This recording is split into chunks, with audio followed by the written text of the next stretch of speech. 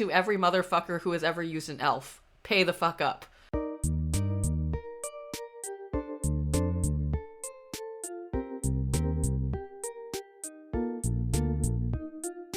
Welcome to Wow If True, the podcast of your wildest memes. We're your one-stop internet culture shop, here to dissect what's going viral, why we care, and how this might affect our real human lives. I have nothing funny to say today. I'm just Isabel. You are not Eric, Isabel. And I'm Amanda. Anyone could be famous on the internet, so why not us? I really enjoy the episodes that I'm not in, because then I can listen to them without having to listen to my voice. So, Eric's the MVP. I have the same experience of sometimes I'm in a space where I can listen to myself on a podcast, and sometimes I'm just like, I'm not emotionally ready to do this. And it's fun to listen to a podcast that you created and therefore very much aligns with your interests because you literally made it, but then you're not on it. And it's like, damn, this content is tailored to me because I made it. If anyone didn't notice, I had COVID and that's why I wasn't there. By COVID, I mean I was at the sword fighting competition. Yeah, no, because I was like, you guys were talking about the public domain, and I was like, this is great. This is content. I would love to be talking about this. I'm actually so sad I was sick when the woman who faked her own death in the indie romance community thing dropped, because I would have been all over that. Oh yeah, that was a story that was made for Wow If True. And there's been some more developments. There was like a New York Times article about it, which in very early episodes of Wow If True, we came up with this theory that I still stand by, that you know a meme is dead when the brands start co-opting it. Mm. My new theory is that a story reaches its end when there's a long New York Times article about it. I actually completely agree with this. You know a story is dead when there's a New York Times think piece. But then, on the other hand, sometimes the New York Times piece is what spurs the discourse in the case of Bad Art Friend, which I think Bad Art Friend is more compelling than romance writer fakes her own death and then comes back, because it's a pretty straightforward story, the latter. It's just like, she faked her own death, and then 2 years later, she came back and said, let the fun begin. And then people were like, dude, what the fuck? We grieved you. We thought you were dead. We were upset about your death because we were your friends and cared about you. I like that she just faked her own death and thought it'd be fine. I like that she didn't even fake her death. Her, daughter fakes her death, and she just doesn't know. Yeah. She doesn't know that people are like, oh my god, she's dead. I don't want to say that this brings me joy because it's objectively a fucked up situation, but it brings me a lot of, amusement in how similar to, live journal discourse or, weird Tumblr discourse from 10 years ago this feels like, where, you could just do anything on the internet. People will just fake their death because it's, you could just say you're dead. You can say that you're HIV positive to get your Hamilton fanfic way more traction, and then it only gets revealed when you start accusing someone who's writing cannibalism stuff of other stuff, and then people start digging into your whole situation. I'm horrendously abbreviating this. I'm just saying that her faking her death feels like this. I feel like I've heard of that, but I don't remember it. We will talk about this on a different episode because this deserves a whole write-up. It's a whole situation.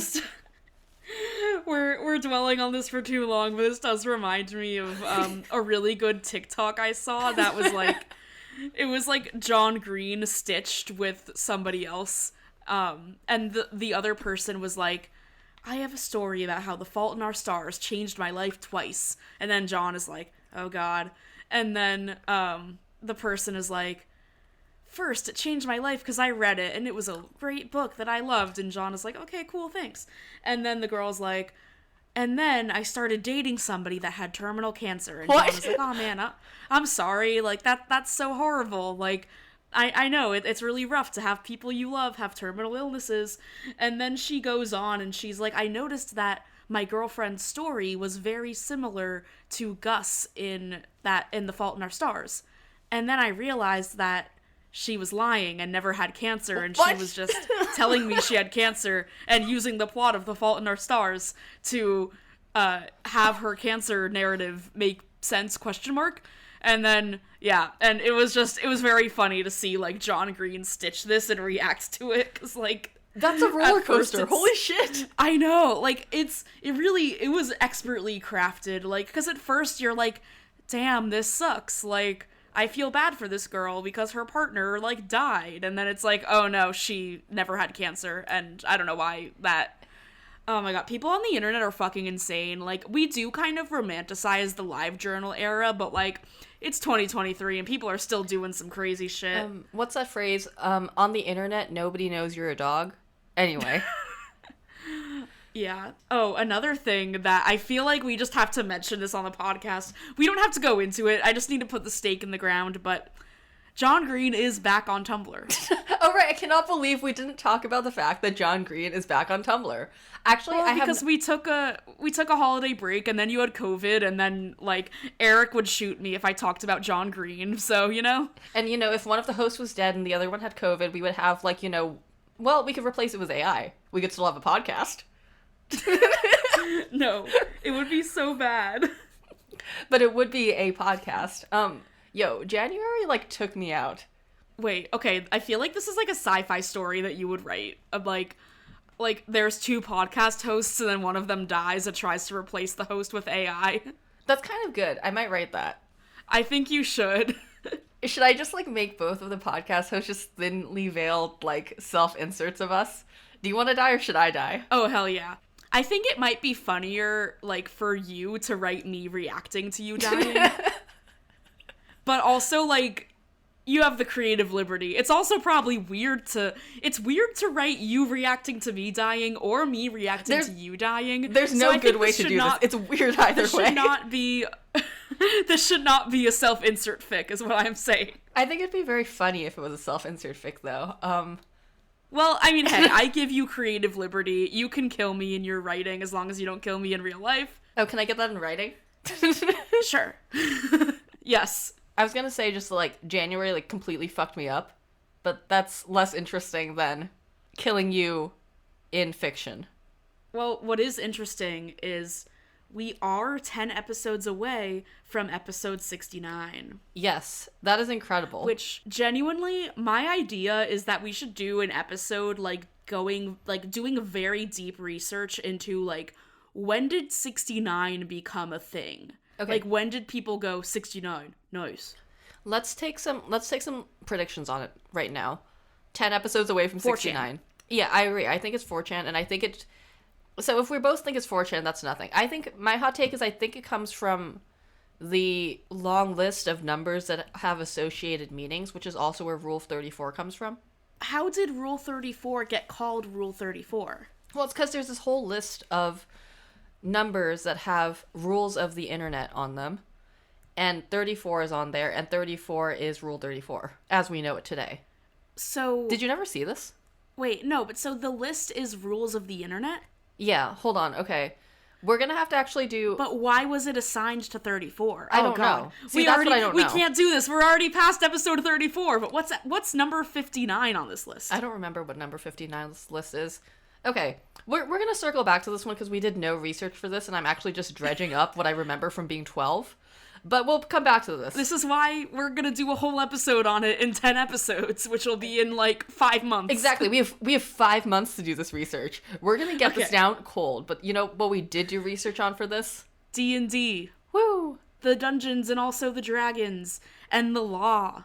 God, our podcast is so good. We just talked about, like, a 69 joke, John Green, Tumblr. But what really makes our podcast good is, like, this is the perfect situation to have you, a lawyer, looking at a thing that people are getting mad about on the internet when the thing is a contract. Yes, exactly. It is a contract. And the most delightful part about this, actually, is that it's a contract that people are mad about, and the people who are mad about it are D&D players, who are the most annoying motherfuckers about rules and laws that you have ever met. Like... What was Wizards of the Coast thinking? That they could, like, slip one past a bunch of D&D players. Do you know what D&D players do for fun? They play D&D. There are so many rules. Like, I feel like I kind of have my footing at this point, and, like, the idea of DMing horrifies me because I do not know rules. But to bring it back a bit, so, D&D, Dungeons & Dragons, tabletop role-playing game that nerds like us enjoy. Basically, there is a huge creative ecosystem around D&D because it is very structured and rules-based, but it's also vague enough that people can be like, hey, let me write D&D except you're in space. And then because of thing called the Open Gaming License, henceforth OGL, you are able to do that. Like, you could right now go, I'm going to write a module in which it's D&D except it takes place in Gossip Girl, which I really want somebody to make a Gossip Girl TTRPG that is separate, but that would be so much fun. But, like, you can do that sorts of thing because there is a license in place that allows for people to iterate on the game and profit off of it. And this isn't just, like, people making $50 here and there, which that does exist, but, like, there are fully fledged businesses where they are, like, independent publishers that publish, like, spell books and modules and stuff that go on top of D&D. Like, and, like, this is people's full-time job. Maybe a good way to, like, analogize here is that, like, this is, like, third-party games that are hosted on a Nintendo Switch. That's not a perfect analogy, but it's a similar sort of situation. Yeah, Hades 2. Love Hades 2. Wish... There's no Hades 2 news. We just have to say would love Hades to play 2. Hades 2 next year. This year? I don't remember. Would love to play Hades 1.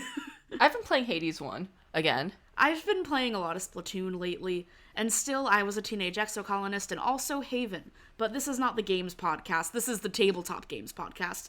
And so basically what happened was this license that allows people to make this kind of fan content that can literally sustain their careers is possible because the OGL was made in the year 2000. It has existed for 22 years. And then this is separate from something like the fan content policy, which is like if you do an actual play podcast. So there are certain rules around how you can monetize that and not. So last year, Wizards of the Coast, which is the publisher of D&D, which is owned by Hasbro, said that they were working on changes to the OGL, and people were freaked out, but, like, nothing really concrete to freak out about yet. And then, early this year, Wizards of the Coast sent a document of the OGL asking creators to sign it to, like, a handful of top creators, and then the document was very bad, so naturally people were like, I'm gonna leak it to the people. Yeah, so there were leaks. There was an open letter with 77,000 signatures and counting from people being like, this fucking sucks. People were canceling D&D Beyond subscriptions. It was just a total mess. Yeah, people flipped the fuck out. What people were mad about was the contract basically gave Wizards of the Coast the right to just, like, publish your stuff without credit or without paying you, which, like, that fucking sucks. And then there was also these clauses about if you make $50,000 or more, you have to report your revenue to Wizards of the Coast. And then if you make $750,000 or more, you have to start paying royalties, like 25% after the $750,000, which that sounds like if you're making $750,000, who fucking cares? But these people are not making $750,000. This is the gross revenue. And for a business, that might not actually be that much. So, for example, the person who coordinated the 77,000 person letter, it's opendnd.games, I believe is the website. That person is Mike Hollick, who is the editor-in-chief of Magehand Press, which is a big publisher of D&D supplements. They're very popular. I talked to him about this, and he was like, yeah, if I do a Kickstarter and the Kickstarter makes $700,000, which his Kickstarters have made that amount of money, in reality, probably like 600 something thousand of that is going to fulfilling the Kickstarter rewards and like physically making the thing that you are kickstarting and paying all of the artists and writers involved and like paying to print books. And the profit margin might not even be 25%, which is the royalty that Wizards proposed taking. And then also the contract was going to, like, impact virtual tabletops, and people were mad about that. So basically just, like, people got really, really mad about this, and I personally think that they were right. Yeah, I agree. I actually think that, like, The mistake that I think Wizards did here, by the way, can we talk about how they're called Wizards of the Coast? Because every time I say Wizards of the Coast, that just delights me. But the mistake that Wizards did here, I think, is that they, like, do you know what I mean? Where, like, if they had been rolling out a new game with this license, people would not have been mad. But because their original license existed for this long, and there was a whole ecosystem behind it, people got mad because it's like, hey man, you're changing the rules of the game halfway through. What the fuck? The other thing that people were mad about is that this was related not just to like new versions of D&D going forward, but like retroactively.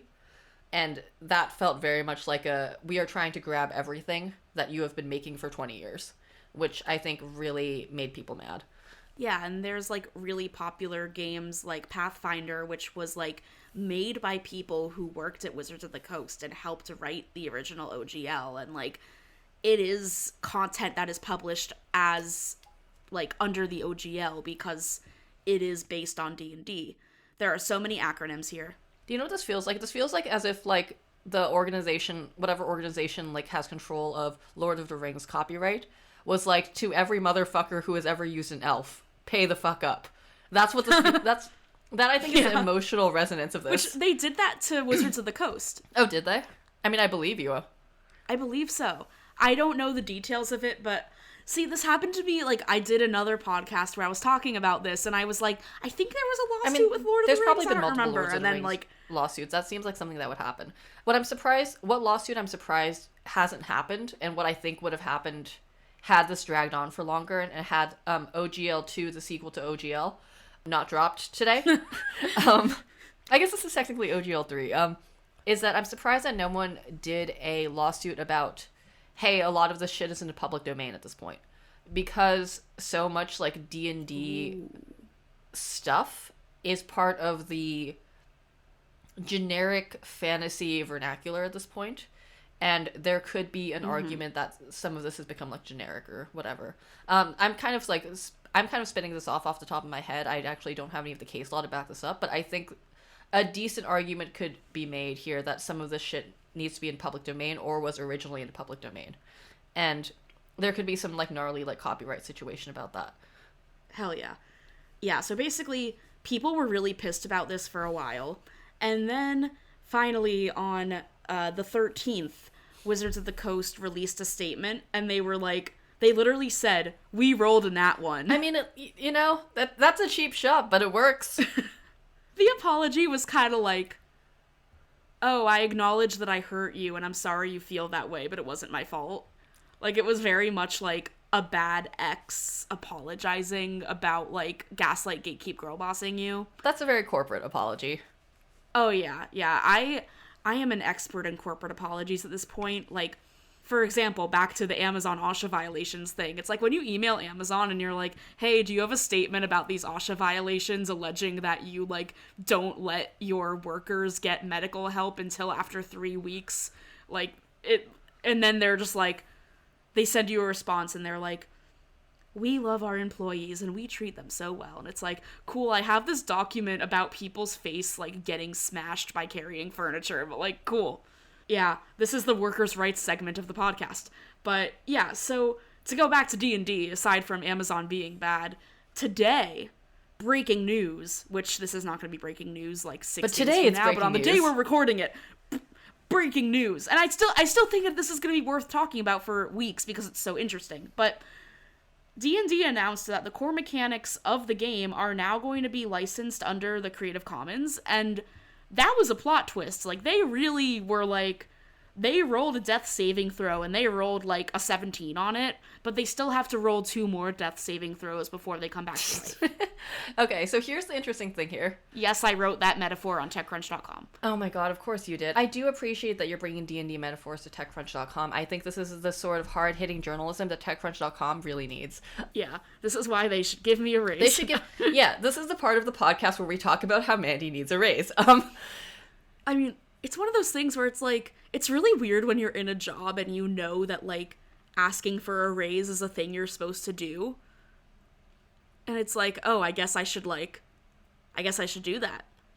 This is the girl boss section of the podcast where I'm like, damn, being a corporate employee is hard because there's a social script that I am not educated on, and then people are like, oh yeah, by the way, like, your yearly review, you should talk about raises, and then it's like, oh right, that's a thing you do when you have a real job. Yeah, I mean, you should be like, look, I'm driving a lot of traffic, give me a raise. Have you considered giving me money? Have you considered giving me money to produce Wow of True, the podcast of your wildest memes? Honestly, you should do that, because I think we do a good podcast, and I think they should acquire us. Send tweets. Listen, like, this is a great episode, and we haven't even gotten to the Shrek part yet. We haven't even gotten to the Shrek, and we're already killing it. Okay, back to D&D. So the interesting thing about OGL2, from a legal standpoint, is that it splits... Oh god, I just said something's going to be interesting from a legal standpoint. That means it's not going to be interesting at all. Well, I got so excited about Shrek that I ripped my headphone out, so I just didn't hear the last, 10 seconds of what you said. And this is why this is valuable IP. We're so good at podcasting! This is... God. So from a legal standpoint, this is really interesting because... I'm sorry, I got distracted by Shrek. We're gonna get to the Shrek soon, we promise. We're really breaking the fourth wall of, we are people looking at a script of stuff we're gonna talk about in this episode, and one of them is Shrek, and it's really good. And just get ready. This is an advertisement for our podcast within our podcast. Speaking of Shrek, apparently the new Puss in Boots movie is really good, according to every single one of my friends. Okay, and I don't know how to feel about that. Yeah, I think Andrea wants to see it. Shout out to Andrea. Okay, well, let me know how it is if you go see it, because I feel like I'm not going to go see it, but if you do, let me know. Okay, back to the OGL. Okay, so they've released a draft of OGL 3, the sequel, the trequel to OGL 2. That's not what they're calling it. It's what I'm calling it. Where they basically completely corrected course. Where they were like, yeah, so all the core D&D mechanics are simply licensed to you under the Creative Commons Attribution 4.0 International CC by 4.0. That's how they listed the thing. It's basically just their attribution license. And then the rest of it is under a more traditional licensing schema, because they were like, hey, don't use all of it under the Creative Commons attribution license. Like, that's basically what it says. It says other stuff too, but that's the main core of it. No, they just have more restrictions on use. I am still a little bit confused about, what parts are covered under Creative Commons and what parts aren't. I have some thoughts about this. I have not actually looked at this in depth because this is dropped today and I had work today. What was I doing before this? Law. That's right. I went to work. It was raining. My mom told me to go to work. I was recording a guest appearance on This Week in Blazeball. So check that out. Love this for you. Shout out to Blazeball. I went to work because my mom told me to go to work. Like, if you think your mom stops telling you to do things when you're 26, it's not true. She'll be like, you should go to your job in person. And I'll be like, why do I need to do that? And she's like, just do it. Yeah. And I'll be like, you don't go to work. Why do I? When I was home for a little bit during, the holiday times, and I was working from home, and, I'll be working from home trying to do work, and my mom is like, hey, want to go to TJ Maxx just to look around? And I'm like, I'm working! And then I was talking to some friends, and they were saying that their parents would be like, they go on social media for 1 second and their parents are like, oh, is this what you do at work all day? Oh my god. And I'm like, damn, my mom's trying to get me to go to TJ Maxx because we're Maxxinesis. We need a sponsorship from TJ Maxx. I would love a TJ Maxx sponsorship, honestly. Okay, back to, I swear I'm not trying to waste time. I just have a lot of things to say since it's been a month. Yeah. So basically, what's interesting here is that they took the core D&D mechanics and they were like, here's the pages they're on.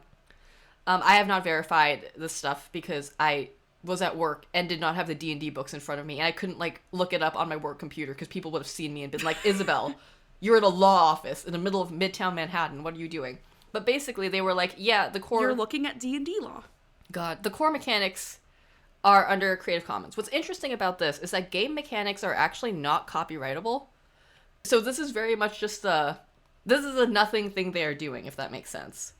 Interesting. Because, so, the reason that game mechanics are not copyrightable is because of legal precedent, which we are not going to go into, but basically, you start with Baker versus Selden, and you keep dialing forwards, and essentially, I'm not going to go into specifics because I do not know the specifics, but basically, quote unquote, game mechanics, systems or processes that make up a core of a game are not subject to copyright, even though the other elements of something can be. So in this case, what this means is that, okay, so the D&D book, the actual game mechanics are not copyrightable. If you brought it to court, they'd be like, bro, this is not copyrightable. But all the pretty artwork, all of that shit, all the descriptions, that can be subject to copyright. So what Wizards has done here is Wizards has taken the part that is actually not under copyright protection anyway and released it under a license that says, yeah, go nuts as long as you, like, give us attribution.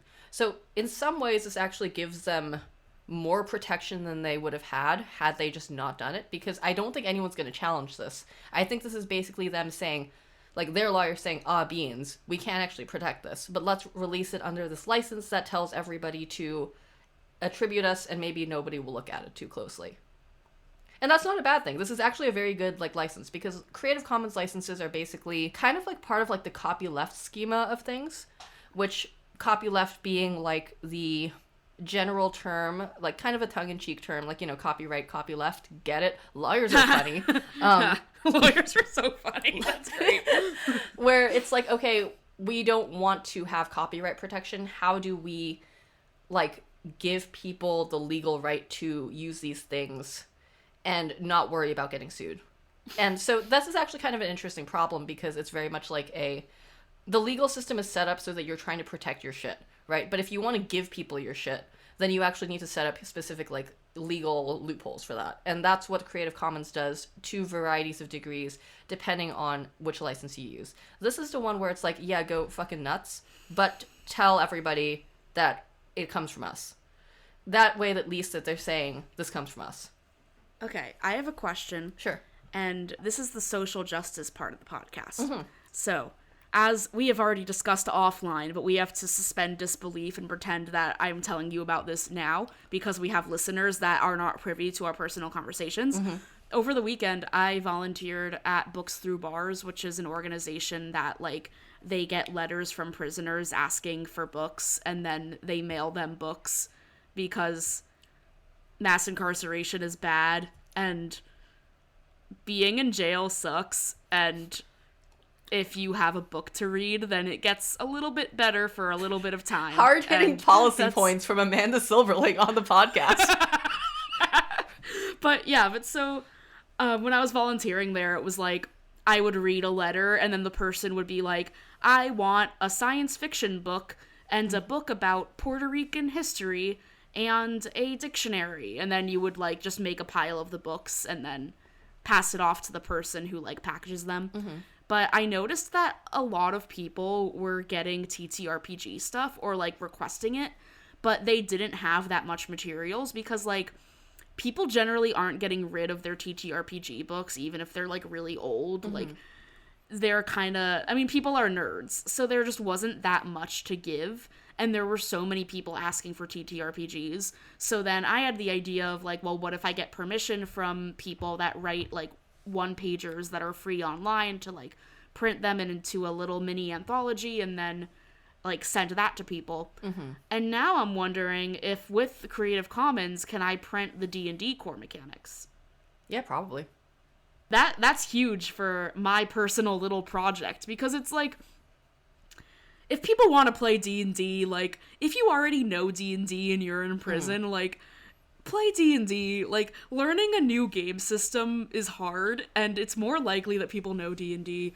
But yeah, I also just find it very fascinating that TTRPGs are so prevalent in prisons, but it makes sense because, like... Yeah, you're stuck in a place.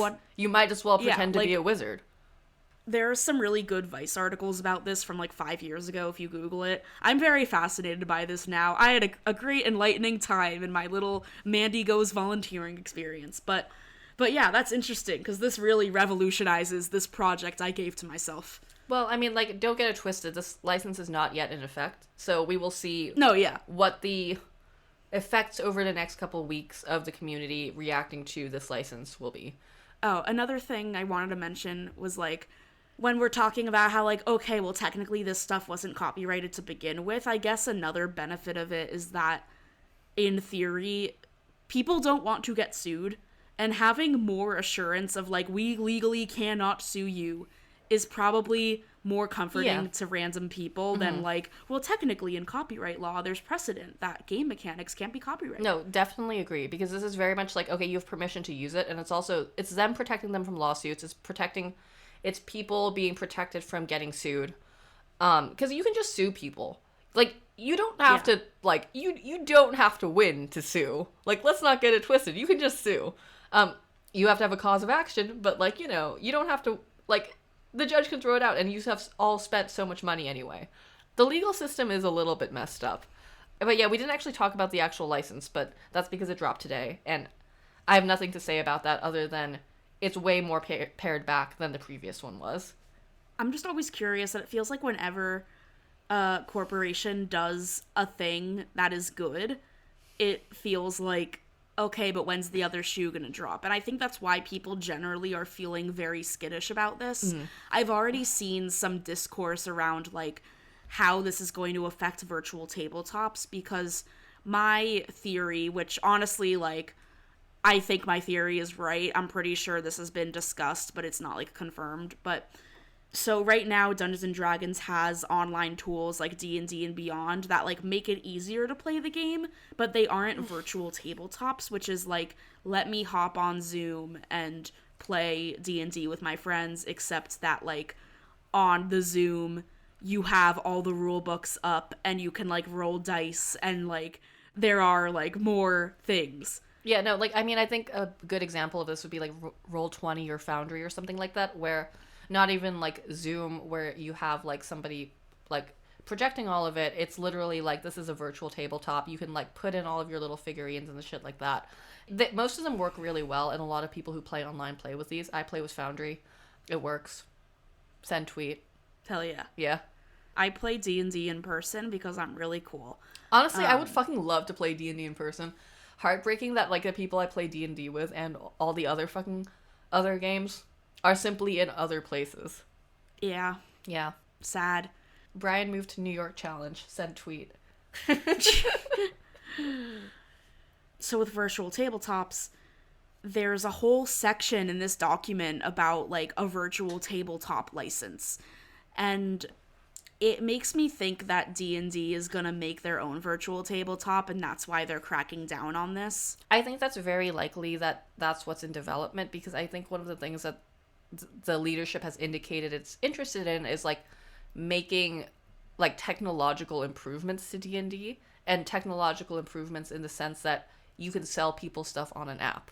In the same way that, like, D&D Beyond, you can buy content and then use it to run the game in D&D and Beyond. The other thing I think they're interested in is the fact that the D&D movie is going to drop, and I think they're thinking about the fact that they're going to have, like, monetizable IP in a way that they don't really have right now.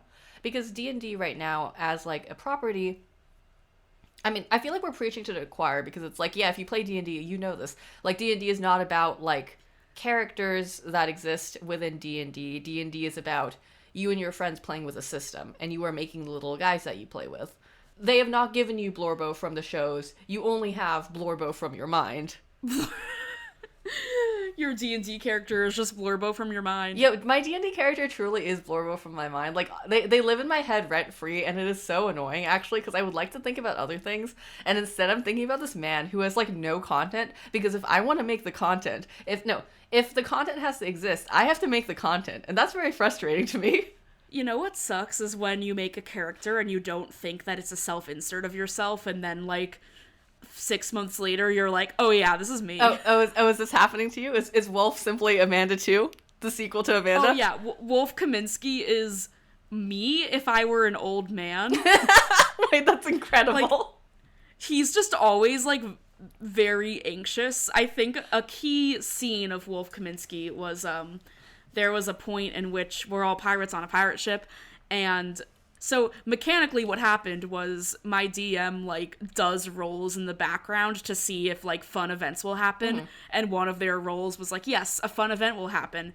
And so there is a D&D character called the Dolphin Delighter, and it's just like, wait, that's really this good. is like Wizards of the Coast material.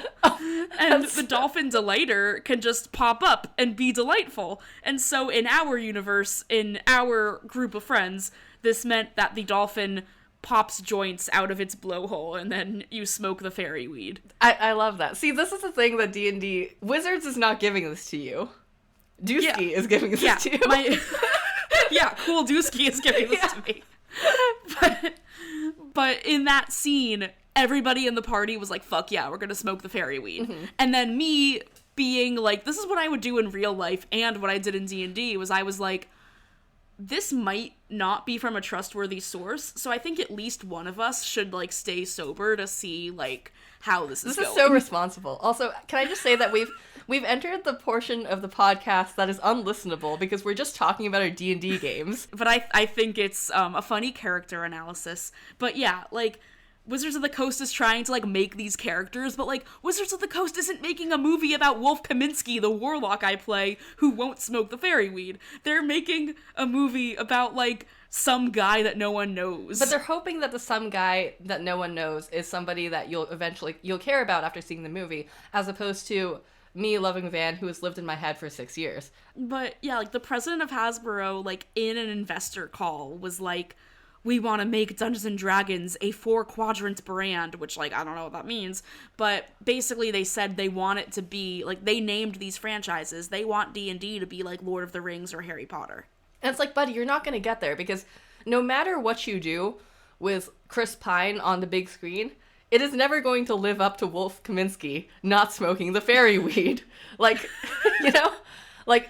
Or it's just, like, if you think about, like, I'm sorry, but I don't know Lord of the Rings well, so I have to make a Harry Potter reference, but, like, if you think about, like, people that are fans of Harry Potter, like, all of them can unify and be like, oh yeah, that one scene in Half-Blood Prince was, like, so cool, and, like, yeah.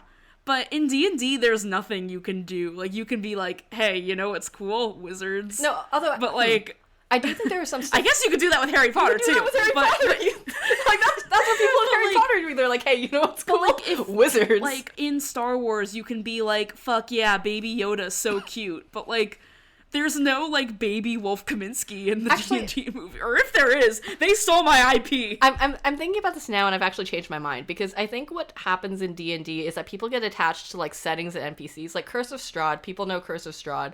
And people make a lot of jokes about fucking Strahd. As they should. That's a vampire. Yeah. That's what he deserves. But the thing is, like, I only know about Strahd because I was, like, writing this article, and my editor was like, I'm so sorry that I know this, but you should make a point about, like, characters like Strahd. But, like, you could play D&D for years and never encounter Strahd because it just depends on whether your DM is pulling from those books or not. It would be insane to be like, I'm a Harry Potter fan and I don't know who Dumbledore is. I think that'd be great. But it's not weird to I think that'd be funny. Yeah. I think you should start fuck trolling. Dumbledore. I think you should start trolling. I think that'd be funny as hell. It's different, is the point. No, but you know what's interesting about that is that, like, Harry Potter, like, fuck Harry Potter, but Harry Potter also tried to do the opposite of what D&D is doing, where they're trying to create a world separate from the characters, right? Because there's, like, that whole, like, game now. Oh, God. And all that shit. You know, so it's, like, it's almost like they're going in opposite directions. And what I guess I'm saying here is that corporate content, like, tries to expand to fill as much of your brain as it can. I guess...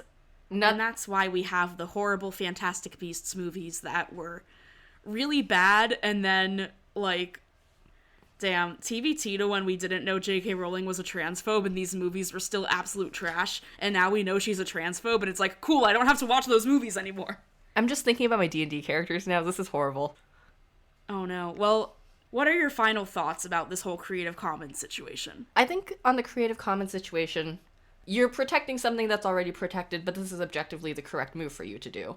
And overall, this whole license looks a lot more chill than the last one. And it looks like they actually listened to what people wanted, which is good. And I think they actually realized that, like, oh shit, if we don't correct course, we will lose the entire community. Because I think the thing that people were forgetting in the, like, executive leadership is that D&D is less about D&D and more about playing games with your friends, and people play D&D because that's a system that everybody knows. However, give them a reason to learn another system, everyone's gonna leave because, like me and the same group of people have been playing for, like, 6 years. We haven't been playing D&D this whole time, you know? Shit could go real south real fast. Yeah, and people were already, like, canceling D&D Beyond subscriptions, and, like, it was already a mess. And, what else is a mess? What else is a mess? The amount of time we spend talking about Shrek on this podcast. It's the Shrek time! No, I think this is good. I think this is actually the correct amount. Every podcast should be talking about Shrek. I'm gonna be real. Listen, we're creative geniuses before our time. God. Anyway, okay, so I sent this to Amanda last week, like, we need to talk about this on the podcast. And it is a post from Tumblr user Chongoblog, which states... Great name. To this day... And they have 2 blue checks. They have 2 blue checks. To this day, I think my favorite film theory that I accept in my mind as canon is the theory that Shrek literally came up with his own name on the spot as he first meets Donkey. Amazing. Like, it scans. But wait, there's more. So, the catalyst from the theory, I'm quoting from the blog post, the catalyst from the theory comes from how uncertain he sounds when first introducing himself. The, Shrek? Definitely sounds like something he kinda came up with on the spot. It's even supported when he first introduces himself to Fiona, saying it in almost the same way. And this is referring to, like, when Donkey first meets Shrek and asks his name, and Shrek is like, Shrek? And, like, yeah, it totally sounds like he's saying it for the first time. The person also talks about how in his swamp there's nothing that says, like, Shrek's home. It's just, like, ogre. And then the poster looked up a transcript for the movie, and until the halfway point, the only time that characters say Shrek's name, it's either Shrek introducing himself or Donkey. And then when he first saves Fiona, asks his name, believes him to be Prince Charming, then the name Shrek is used again. But nobody really says the word Shrek. Like, the Lord Farquaad never calls him Shrek. So it's very much like nobody knows that this is his name unless he tells it to people. He tells it to people with, like, a questioning voice. And he has no, like, signifiers that his name is Shrek before he says Shrek to Donkey. So, like... And then there's a follow-up where Chongoblog says, somebody was like, what about Donkey? He could have just named himself Donkey. And then Chongoblog said, I was actually thinking about this right after I posted this. My theory is that he's just a dimwit who loves the hell out of life too much to reflect on himself and his identity. So he just thinks of himself as Donkey and is like, aw, hell yeah, you bet your ass, parentheses, LOL, I'm Donkey. And it's like, yeah, that completely scans too. Although, like, I can't believe we didn't think... Because I read that whole post and I was like, yeah, this makes perfect sense about Shrek. And I never thought about the fact that Donkey's name is Donkey. I just accepted that as a fact of the universe. I also love how in the comments, it's either people being like, what if Shrek is trans? And then people being like... Which, I mean, yeah, like, the idea of, like, naming yourself is, like, a very trans thing. But then there's those observations, then there's people being like, is Shrek a sound? Is there a meaning deeper to this? In 2023, I think Shrek should be a trans icon. I do think that's what we deserve as a society. I think that would be very funny. I mean, if the trans people want it, they can have it. I don't want to assign them Shrek, but if they want Shrek, I support them. I'm gonna ask Roshan if he's gonna sign a Shrek trans. Yes. Roshan will just... Yes, your friend Roshan, the representative of all trans people. Wait, okay, so I made Roshan... If I made, I mean I asked Roshan to, like, edit my story, which had, like, trans stuff in it. And he was like, I'm not the Lorax, but sure. And I was like, you know, that's a great way to put it. And then we've been referring to that as Loraxing, which is also, like, a lot. Like, when when you speak for a group of people, because you're speaking for the trees, you're Loraxing. Anyway. Oh yeah, I mean, personally, I speak on behalf of all Jewish people. Larry David is our god. Damn. Sending out edicts already. I don't think I speak on behalf of anybody. Oh, wait, also, I forgot to say this earlier. I speak on behalf of you. I forgot to say this earlier. None of that was legal advice. No. Well, okay, here's a question. Do you have to say this is not legal advice within a certain time frame from talking about the law? Oh, I have no idea. So there's, like, like, the concept in Christianity where, like, if you say sorry about all your sins, it doesn't matter really how long it's been. Jesus has to be like, yeah, it's fine. As long as you're really sorry about it. And I think this works the same way. I think it's sure. Take it up with the bar. I think as long as I'm like, I'm really sure that wasn't legal advice, and I'm very sorry about it, I think it's fine. Damn. Maybe in the episode description we just start putting "this is not legal advice." Which, when I was looking at the Creative Commons license today, I did find it funny that in the Creative Commons license itself, it does have a "this is not legal advice" kind of thing. Like, it's not written that exact way, but it's like, we are not your lawyer. Yeah, no, I mean, this is like an important thing that lawyers have to do, because it's like, you owe a duty to your client that is different than the duty you owe to, like, the rest of the world.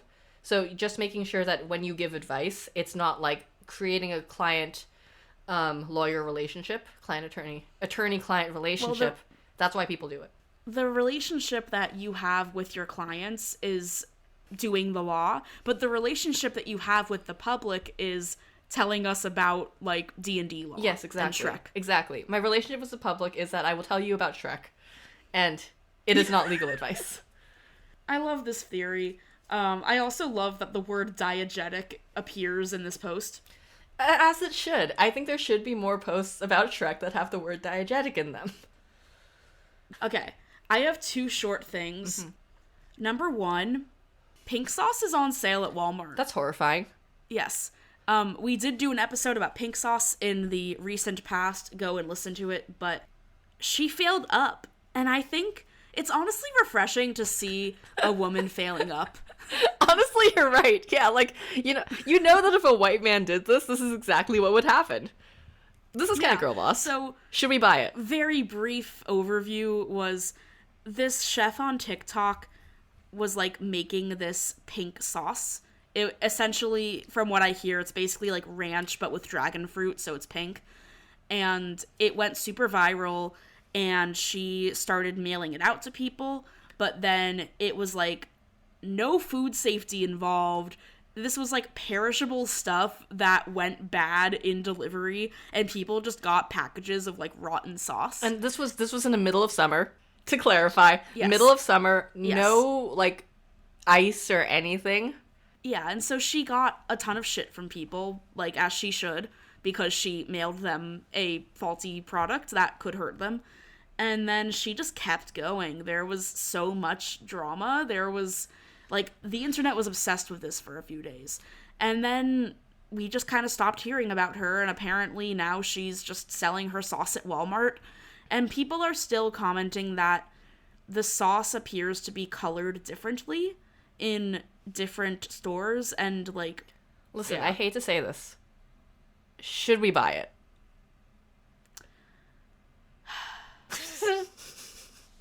If somebody wants to, like, Venmo us to buy the pink sauce, then yes. Subscribe to our Patreon so we have the funds to buy some horrible sauce. Please, for the love of God. If somebody... No, I'm making this bet now. Like, not a bet, but, like, I'm making this commitment. If you sign up at the $5 tier, you need to, like, be here for, like, 2 months. Like, we need at least $10 from this deal. And... So if you sign up on the Patreon... Actually, no, we probably need more than that, because we need to buy 2 sauces. I don't know how expensive these are. Let me look. How much is the pink sauce? Walmart. It's Walmart. It can't be that bad. It's 1 banana, Michael. What can it cost? $10? It is $7.78, and it has 94 reviews, and what do you think the review is? I think the reviews are okay. I think some of the reviews are that the colors were different. Mm-hmm. I think the other reviews are that this doesn't taste good. Well, what's the star rating? I want to say it's a 3. I think some people really... 2.5. Close. Okay. I think some people really like it. I think some people are into it, but I think mostly reviews tend to be negative. So I think people are, like, bashing it. Oh, it's kosher. That's fun. Okay. I don't keep kosher. But, like, you could with a sauce. Fine. Let's say we need a total of $15 to do this. We can get... If we end up with $15 more in Patreon between now and the next episode, we will buy the sauce and try it. We will not like it. This is the best pitch for the Patreon that we have ever had.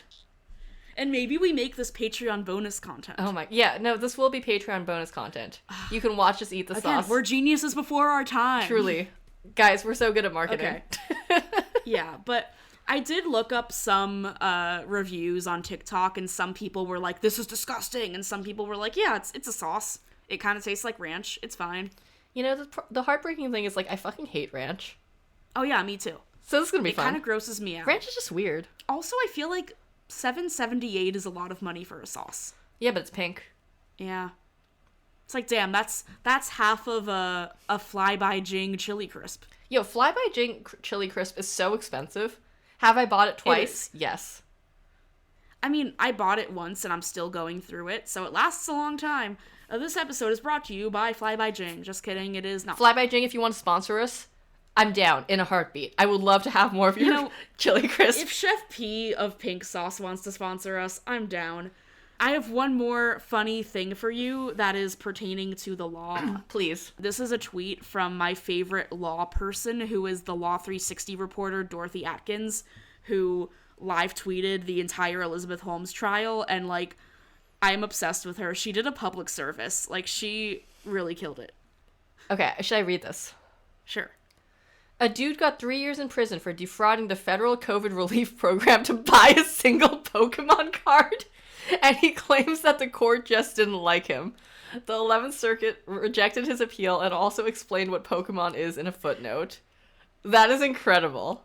So there's a screenshot of this document. Oh my god, he spent so much money on this Pokemon card. Okay, he claims the real reason the court varied upwards was that it did not like him, and the reason it didn't was of that $85,000 he obtained by fraud. He spent $57,789 to buy a single Pokemon card. That's so much. What? I don't know what to say to that. Yeah, and then the footnote is, Pokemon cards are collectible cards used in a trading card game. See Pokemon trading card game, Pokemon.com. I honestly don't know what to say to that other than I really want to know what card it is. Well, Dorothy Atkins did tweet me the Pacer case number, but I need to get access to Pacer. I also think you have to, like, pay to get documents on Pacer, and I don't think that I could get away with getting this document for work. I have friends in law school, so I think it might be worth hitting them up for that Lexus account. Yeah. So I really want to learn more about this. Okay, we will come back to this because I think this is worth examining in further detail. Yeah, and you don't even have to give us money for us to come back to this. We want to come back to this. However, you do have to give us money for us to eat the pink sauce. Right, because we don't want to eat the pink sauce. However, it'd be funny. It would be funny, but I don't want to come out of this with a net negative. Like, I don't want to spend $8 on this, but if it was given to me for free, I would try it. You know what the horrible thing is? That after we get it, it'll just have to live in our kitchens. Like, that's taking up valuable fridge real estate. Food waste. Honestly, if it's not good, I'll just throw it out, but that's food waste. That's bad. I would make a bunch of my friends try it. So, like, honestly, you would not just be inflicting pink sauce on me, you would be inflicting pink sauce on a community. Oh, yeah, I mean, I'll, like, bring it to Allison. Allison lives closer to me than you do. Yeah, there we go. You can inflict it on one of our editors. It'll be great. Can we come to any conclusions about this? Is there any, like, overarching theme? I feel like there's no overarching theme to this episode. People just be doing crazy shit. That's the overarching theme. Like, people are buying Pokemon cards for $57,000 with money that they got from COVID relief. People are making incredible film theories on Tumblr. People are being bad at running corporations and then being like, haha, JK, here's Creative Commons. You know what I feel like the theme here is that I think it's good to do fraud unless the people that you are trying to fuck with are a bunch of people who play D&D. Is it good to do fraud? Well, I mean, it's funny to do fraud. Like, it seems like it works. Okay, I guess maybe what it is that it seems like fraud works unless you go against D&D players, because, like, the pink sauce thing, she fell upwards. He got the Pokemon card. Like, yes, he did manage to get the Pokemon card. Yeah, he did manage to get $85,000 from the government. He did do that, and then he did buy that Pokemon card. But when Wizards of the Coast... And meanwhile, Republicans are mad because Joe Biden wants to give me $10,000. Sorry, I don't have anything funny about that. I would also like my $10,000. This podcast is sponsored by Joe Biden. This podcast is sponsored by We Have Student Loans, and you should subscribe to our Patreon. Woo! Woo! And in response to you subscribing to our Patreon, we will torture ourselves with questionably edible food. Probably won't kill us. Yeah, that's fine. That's probably fine. I trust Walmart more than TikTok. Yeah, honestly, okay, like, you know, we've been shitting on corporations, but I do trust Walmart to, like, not murder us, probably. Probably. Yeah, thanks, Walmart. On that note. And on that weird note to end on. This is the pro-corporation section of the podcast, the end notes. If you like this episode, tell a friend. Word of mouth is how we grow. Thank you to all of our patrons, and shout out specifically to Zoe, Bray, Andre, Thea, Brian, Gabriel, Lotta, Matt, Max, and Aaron's husband. This is starting to get long enough that now I'm having trouble saying it. If you want your name in the above or in our Twitter header, slide right into our Patreon at patreon.com/wowtrue. Shout out to audio editors Allison Mills and David Newtown, graphic designer and Canva warlock Eric Silver, who made our logo and was me last episode, Sam Rizer, who made our podcast music, and Tessa Farrow, who is transcribing our episodes. You can find us on Twitter as @WowTruePod and Instagram and Facebook as @WowTrue. Had your 15 seconds of internet fame? Have you tried Pink Sauce 2, the sequel to Pink Sauce?